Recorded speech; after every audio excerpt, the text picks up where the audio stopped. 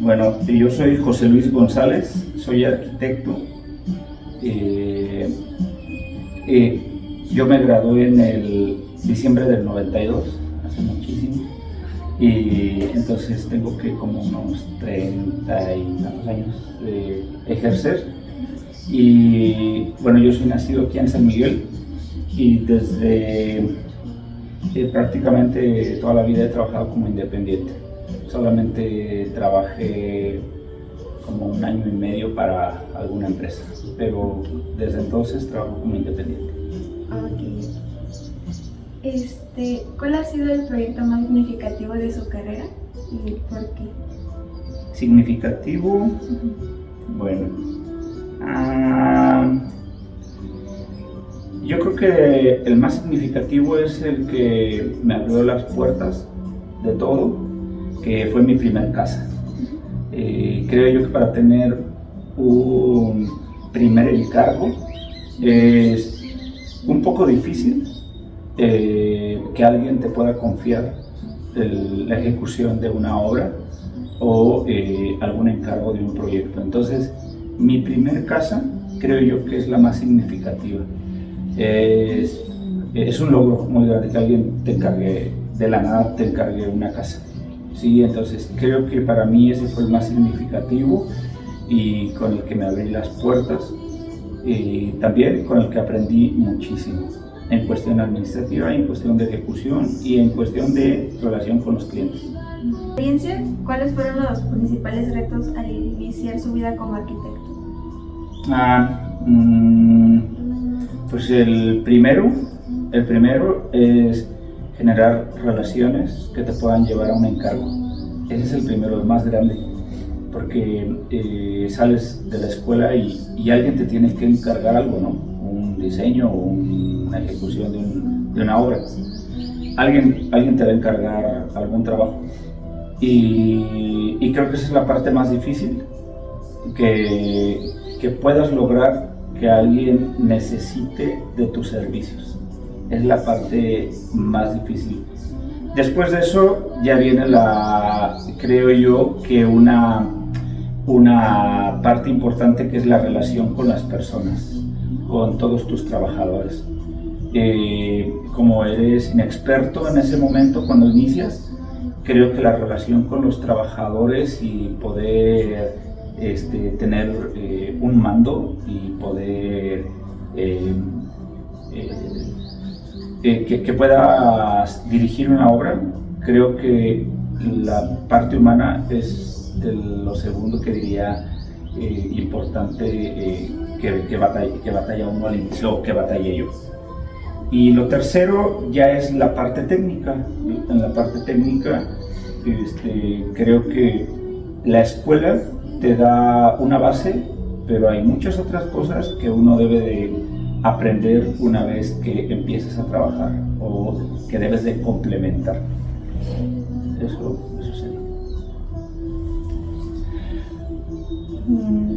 sería. ¿Qué cualidad considera más importante para ser un buen arquitecto? Pues yo creo que son muchas cualidades, pero yo creo que es tu necesidad de experimentar y de observar lo que hay a tu alrededor. Eso creo que es algo importante. Bueno, vamos a hacer unas preguntas en relación con el cliente. ¿Cómo suele desarrollarse el primer contacto con un cliente y qué información considera indispensable obtener? ¿Obtener del cliente? Sí. Fíjate que esa pregunta es muy importante. Increíblemente, me remonta un poquito a mi pasado, a cómo buscaba yo el cliente. Y le voy a platicar un poquito cómo se dio, ¿sí? En el interior, uno busca en todos lados la posibilidad de que alguien casi le dices en la cara, contrátame, ¿no? A todo el mundo que encuentras. Pero creo yo que las relaciones se empiezan a dar trabajando, simplemente trabajando. Y trabajando me refiero hasta trabajando en la escuela. En la escuela cuando haces un servicio social, cuando haces algún apoyo con alguna actividad en la escuela, con algún maestro, cuando haces alguna actividad, por ejemplo, ahora algunos alumnos que estuvieron en el concurso de la Bienal, estuvieron apoyando. Todo eso empieza a generar relaciones con alguien que ya está trabajando. Y esas relaciones, dependiendo de tu actitud, hacen que las personas te vean, ¿sí? Entonces, así se generan las primeras relaciones, que casi que tus maestros sean los que te vean y los primeros que te pueden recomendar. En mi caso, así fue. En mi caso, empecé a desarrollarme bien en la escuela, empecé a apoyar en algunas cosas y algunos maestros se fijaron en mí y ellos fueron quienes me empezaron a recomendar y fueron mis primeros trabajos de arquitectura. Fue con un maestro que me recomendaba para todo y me jaló a su despacho a trabajar. Así fue como empecé mis primeras relaciones. ¿Cómo identificar las necesidades y expectativas del cliente antes de comenzar el diseño del proyecto? Ok. Todos los clientes son muy diferentes. Hay quienes expresan y quienes no expresan nada, no saben lo que quieren y tienes que hacerlo un poquito de psicólogo, ¿sí? Entonces, ¿cómo lo hago yo? Generalmente no me siento tanto como hacer una entrevista como tal a la hora de que el cliente se acerca a... Antes sí lo hacía así, lo hacía como una entrevista y ¿qué necesidad tienes? ¿Y cuántos cuartos necesitas? ¿Y cuántas una cuchara para cuántos autos? Y cosas así voy sacando las necesidades del cliente. Pero hoy en día es un poquito más fluido. Desde que se acerca el cliente empiezas a platicar por qué te busca, cuál es su necesidad, quiere hacer una casa, tiene familia, no tiene familia. Empiezas como a generar una relación casi como si fuera de amigos, ¿no? Y en esa relación de amigos empiezo a darme cuenta si tiene familia, si no tiene familia, si son solos, si les gustan las mascotas, si no. Y poco a poco así me voy adentrando más o menos en su forma de vida, en su forma de ser, y luego ya puedo hacer preguntas más específicas con respecto al proyecto, de qué espacios necesitan, qué terreno tienen a la mano, con qué dinero cuentan, cuáles son los recursos económicos, y empiezo a ahondar un poquito más. Y si hay algo especial, por ejemplo, que tengan algún espacio especial, como no sé, un estudio de qué, ahí tengo que ahondar más, ¿no? De qué haces, cómo lo haces, qué herramientas necesitas, necesitas un acceso de un auto al lugar y cosas así, vas ahondando un poco más. Entonces vamos de lo general, como casi al conocernos, presentarnos, ya voy viendo más o menos sus necesidades, ¿sí? ¿Cómo manejas situaciones en las que las expectativas del cliente exceden el presupuesto disponible? Eso es bien importante. No puede haber una sorpresa, que la expectativa del cliente sea 50 y lo que le alcanza es para 10, ¿no? Si hablamos de un número. No puede haber sorpresa al final, o sea, desde el inicio tienes que ser muy claro con el cliente. Un poco de experiencia debes de tener y un poco de relación con algo de obra o de números, para que desde que el cliente llega al estudio y dice quiero esto de 100 pero nada más tengo 10, decirle solamente te alcanza para lo de 10 y hay maneras de ejecutar lo que tienes de capital. Podemos ejecutar menos espacio o podemos ejecutar la obra a un 10% o podemos ejecutarla en etapas, lo que quieras, pero no te puedo hacer una obra de 50 con 10 pesos. No te lo puedo hacer y es muy importante que lo entiendas como cliente, que no te lo puedo hacer. Sí podemos buscar la manera que sea más barato, pero no se puede ejecutar algo de 50 con 10 pesos, ¿no? sí, es ser claro. Ser claro, no hay sorpresas al final. ¿Sale? Ok. ¿Cómo abordas los desacuerdos relacionados con cambios de diseño o modificaciones a última hora? Ok.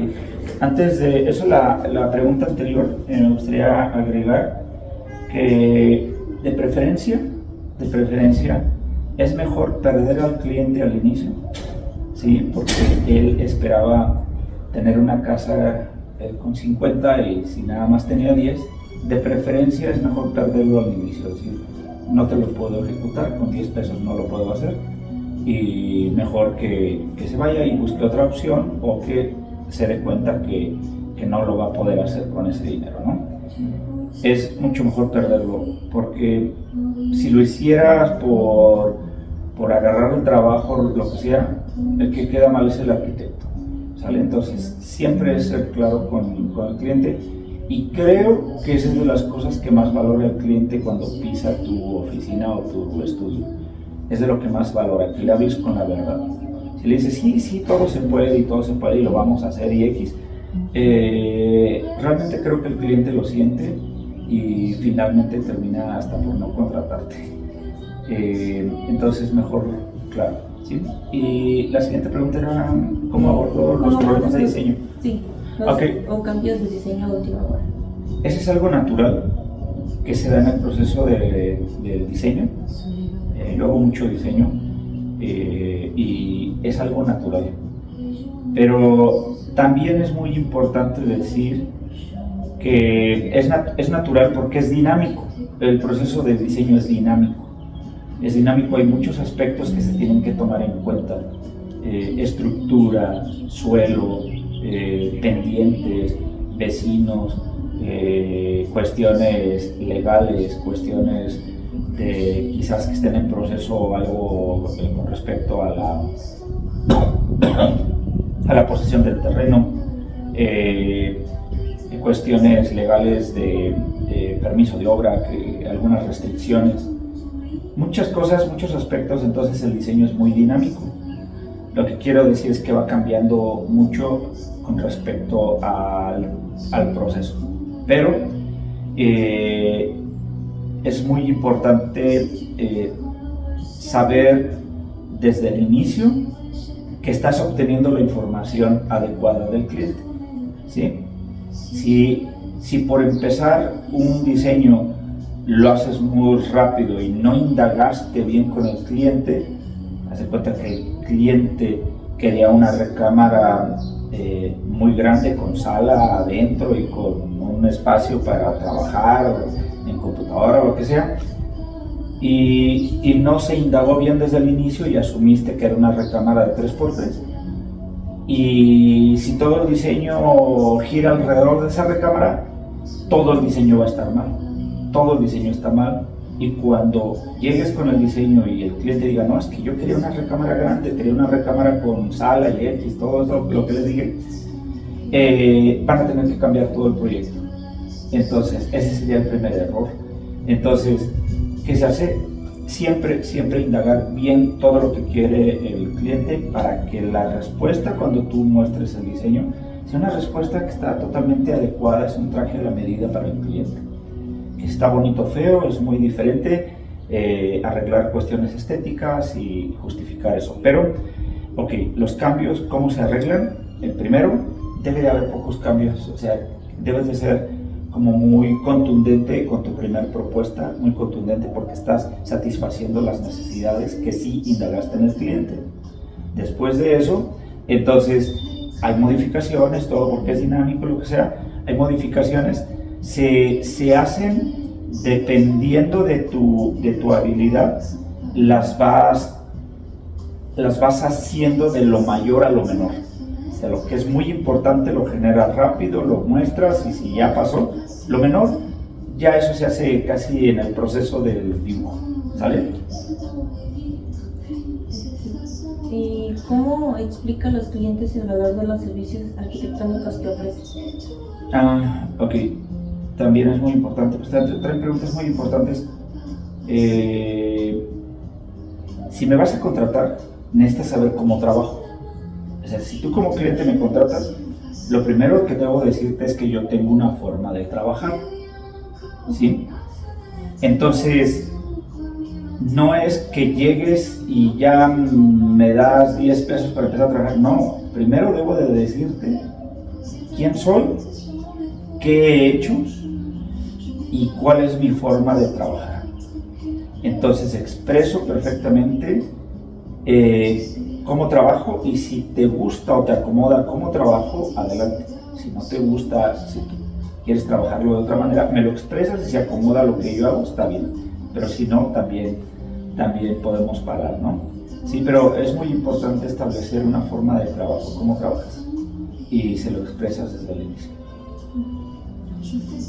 ¿Qué diferencias ha observado entre trabajar con clientes nacionales y clientes extranjeros en cuanto a sus necesidades, expectativas y formas de trabajar? Ajá. Creo yo, quizás algo diferente con los nacionales, que muchas veces no saben lo que quieren. Y los extranjeros ya vienen como todo muy trabajado, muy trabajado en su mente, ya saben exactamente lo que quieren. Entonces, en el fondo todos sabemos lo que queremos, creo, pero hay que indagar más con el nacional. Hay que indagar más para llegar a que pueda aflorar lo que ellos en el interior desean. Creo que esa es la diferencia principal. Pero te puedo decir que yo trabajo como mitad y mitad. Toda mi vida he trabajado como mitad con extranjeros y mitad con nacionales, y con todos he trabajado muy bien. He tenido clientes excelentes nacionales, he tenido clientes excelentes que hoy en día somos muy amigos y seguimos trabajando. ¿Sí? Las siguientes preguntas son sobre gestión profesional, y ¿qué elementos considera indispensables en un contrato de diseño y construcción para proteger tanto al cliente como al profesionista? Ok. Lo último que acabas de decir es muy importante. Un contrato es un acuerdo entre dos personas, y un contrato como acuerdo entre dos personas, se supone que dos personas se están uniendo para hacer un negocio, ¿sí? En el que las dos personas están ganando. Yo como profesionista gano dinero y gano prestigio y promoción y cosas así por el estilo. Él como cliente debe de ganar el que va a obtener finalmente un sueño que tiene en su mente, que es una casa, un estudio, es lo que te encarga, ¿no? Y que lo quiere ejecutar de la mejor manera y que le alcance el dinero.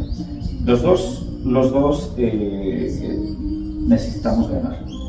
Por eso el contrato es muy importante, saber ser justos en un contrato. O sea, no puedo yo como arquitecto abusar del cliente, porque entonces no es un negocio, es un abuso. Estoy abusando del cliente. Entonces, en el mismo contrato debe de ser uno justo, de si hay penalidades para el cliente, también hay penalidades para mí, y en la misma proporción. Lo que yo no ejecuto bien, hay una penalidad. Si él no aporta el dinero como debe ser, hay una penalidad. Entonces, debe haber penalidades para los dos, para efectos de ser justo.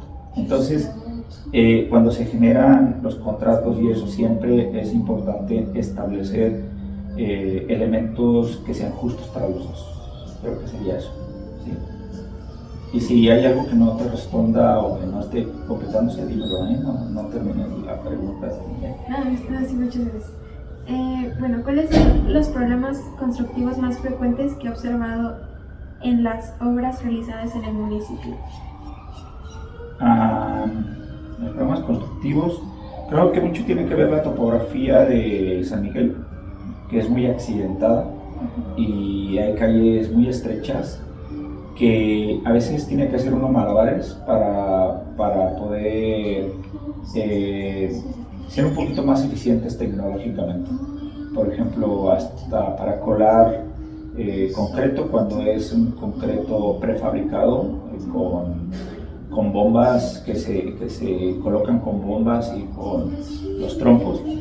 no en todos lados pueden entrar, no en todos lados, imagínate en Piedras Chinas no puede entrar un camión, una olla de concreto y no puede entrar una bomba.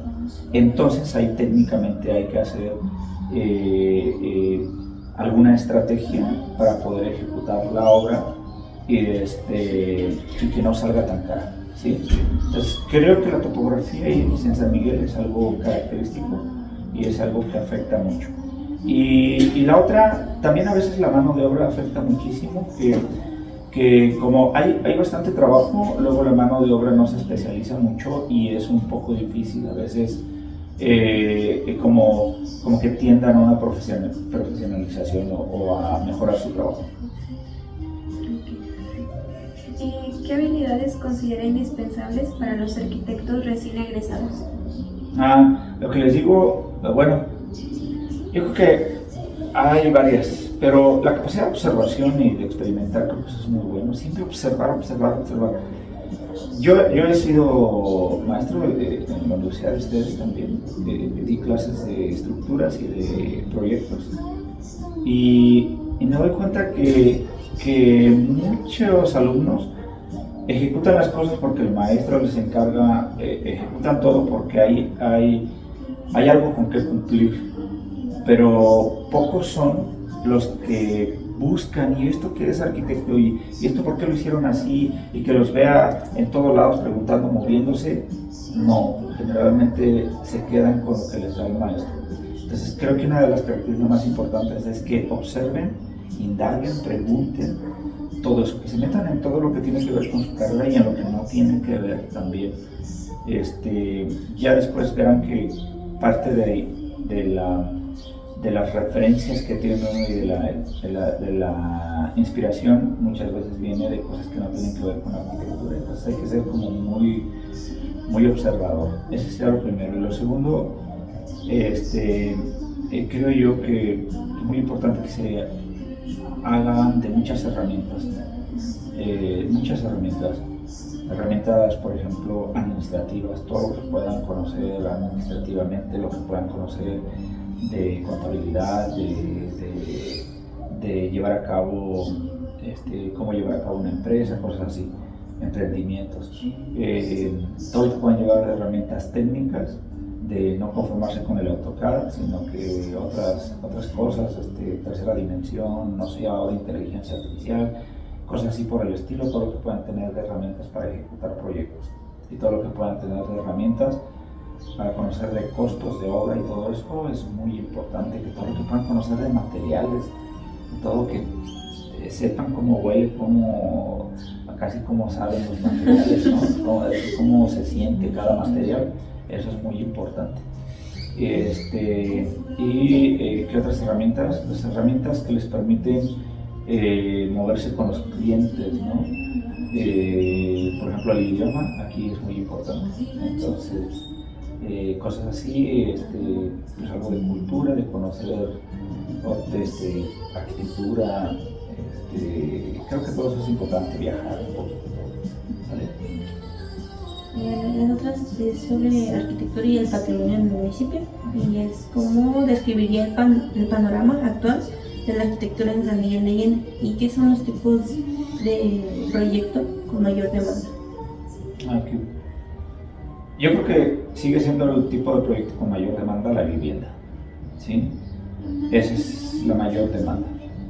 Pero por el tipo de ciudad que tenemos hay una demanda grande con respecto a negocios que tienen que ver con el turismo, lo que son restaurantes, hoteles, todo eso tiene mucha demanda, pero la vivienda es en primer lugar, ¿sí? Y cómo veo la primera parte me dijiste, ¿cómo era? ¿Cómo describiría el panorama actual de la arquitectura en San Miguel de Allende? Ok. Está volviendo un poco complicado porque vienen muchas empresas a generar vivienda masiva. Hay muchas cosas de reglamento que se pasan por alto con tal de generar mucha vivienda y generarla rápido y generarla al menor costo. Entonces, creo yo que la relación con el lugar es lo más importante que no se está tomando en cuenta. La relación con el lugar, me refiero a la topografía, a la población, a la comunidad, a todo eso es muy difícil que se tome en cuenta y generalmente todo tiene que ver con el dinero. Creo que es la parte más importante. ¿Y cómo influyen las restricciones urbanas y patrimoniales en el diseño arquitectónico? Creo que hay muchos compañeros que lo toman como restricción, lo toman como limitación. Y bueno, yo y algunos compañeros que hemos platicado de eso, creo que lo tomamos muy diferente, lo tomamos más bien como un incentivo. Las limitaciones y los reglamentos están hechos para proteger el patrimonio, para proteger la naturaleza, para proteger el medio ambiente, para proteger muchas cosas. Son hechas para eso. Entonces, muchas veces lo vemos como limitaciones, la mayoría lo vemos como limitaciones, pero no, es algo por donde comenzar. Es como cuando te dan un proyecto y te dicen el terreno es de 10 por 10, es la primera limitación, y si lo ves como limitación, puede ser más bien al contrario. Si lo ves como limitación, pues siempre va a estar apretado haciendo un proyecto, siempre lo vas a ver mal, pero si sabes que en 10 por 10 necesitas resolver algo, precisamente ese va a ser tu primer incentivo para poder crear algo diferente, ¿no? Entonces, sabiendo que las limitaciones, entre comillas, son para protegernos, pues podemos sacar algo muy bueno de esas limitaciones, ¿sí? ¿Ha participado en proyectos dentro del centro histórico? Sí, ha participado. Sí, he participado. Respecto a eso, ¿qué desafíos se han enfrentado durante el proceso de diseño? En general, ¿qué desafíos en el proceso de diseño? Dentro de cuando haya trabajado dentro del centro histórico. En el centro histórico. En el diseño, en el centro histórico, desafíos casi siempre es descubrir la estructura original, el descubrirla, ese es el primer desafío. Porque primeramente todo lo que ves no es lo que había originalmente. Entonces, el primer desafío es descubrir todo lo que fue original y poder ir clasificando todo lo que fueron adecuaciones, y esas adecuaciones cuáles son importantes y cuáles no. Entonces, creo yo que ese es el primer desafío.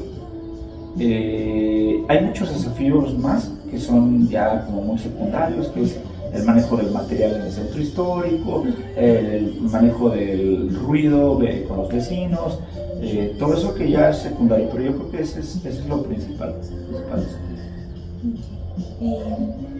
¿Cómo logra equilibrar la arquitectura contemporánea con la conservación del patrimonio cultural? Pues mira, ya es que hay mucha teoría alrededor de todo esto de la conservación y del patrimonio, pero creo que en realidad es primero respetar. Una vez que se descubre qué es lo original de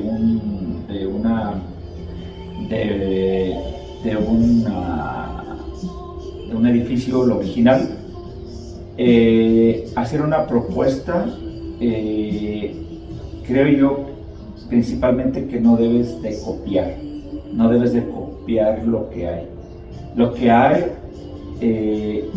a veces un camino en el diseño que toman algunas personas es repetir lo que hay como para no transgredir o ir en contra de algo original. Y creo yo que ese es el peor error, ¿sí? Porque estás falsificando algo, estás haciendo algo falso de algo que existía originalmente. Yo creo que principalmente es mostrar lo que se está haciendo nuevo, es dejar bien visto lo nuevo, y que no es una copia de lo viejo. Eso creo yo que es como lo principal para empezar a diseñar en un edificio histórico, ¿sí? Y hay muchos ejemplos como Augusto Quijano, que lo investiguen, por ahí van a ver qué ha hecho con estructuras de este tipo, ¿sale? Las siguientes preguntas son de desarrollo urbano y administración pública. ¿Cuáles son los mayores retos que enfrenta actualmente el crecimiento urbano de San Miguel de Allende? Pues yo creo que es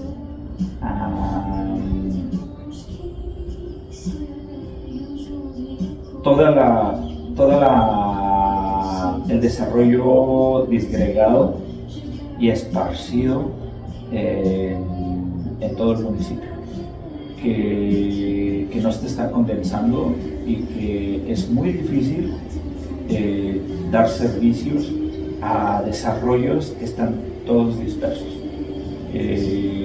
Eso es muy difícil y muy costoso.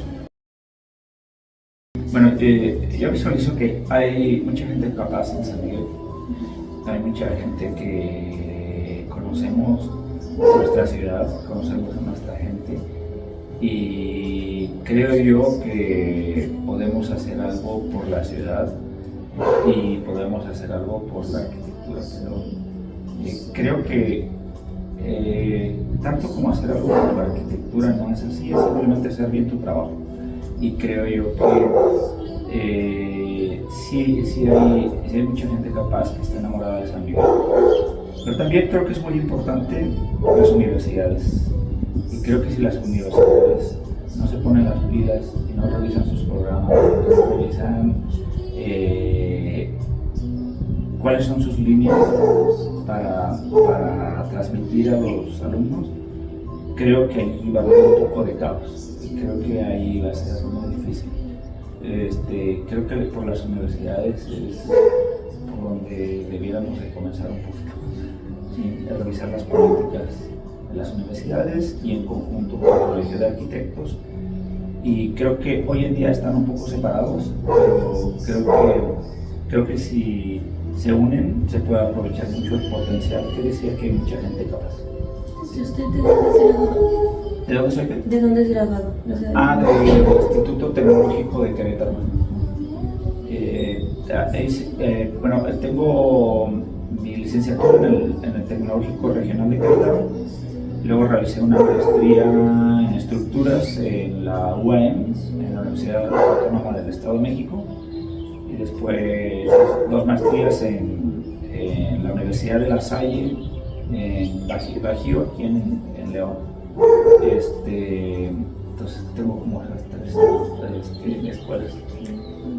Y por último, si pudiera dar un consejo a los estudiantes de arquitectura interesados en ejercer en la ciudad, ¿cuál sería? Que se metan a trabajar, que sería que trabajen, o sea, que se metan al ámbito laboral,